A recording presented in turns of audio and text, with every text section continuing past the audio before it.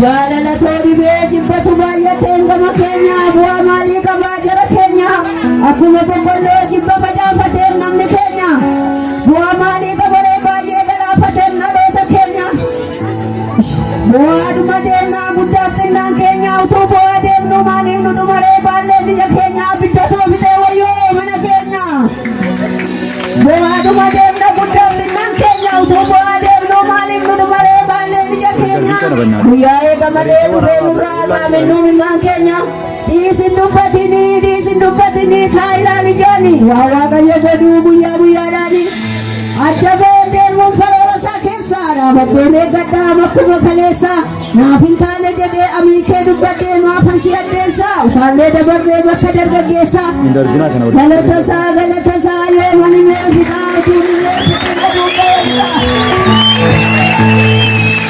asiif achi ilaalee gaafa kophaa ta'ee imimmaan lakkaa'ee na fira gattaa'e silaa illee beekaa imimmaan hiyyeessaa dhagee naa baase kaamucaa koo mana hidhaa keessaa ilmaan dhaggeeffataa biyya keenya cabin jedhu akka keenya yoo iyyaniyyuu biyya keenya warra rakkattootaati machoofta jedhaaf namni keenya machii maalii qabnaa jara keenya turee waldaalallee hundi keenya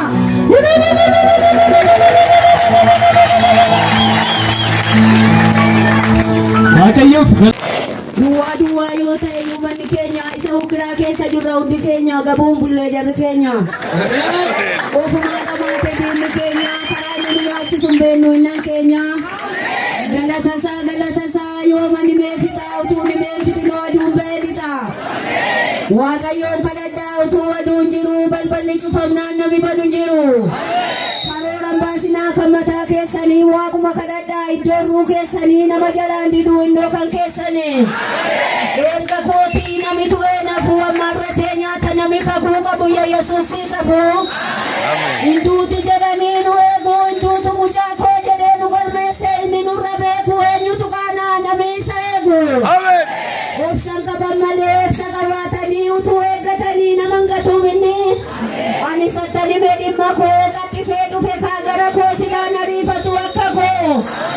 gaafa kophaa ta'ee olii gadi jooree imimmaan lakkaa'ee ofirra gattaa'ee fira biraa dhabee silaa innoo beekaa imimmaan hiyyeessaa dhufee na baase kaa lafa kufe keessa ana duwwaa dhaadha yaadhee na baase kaa mucaa koo mana hidhaa keessa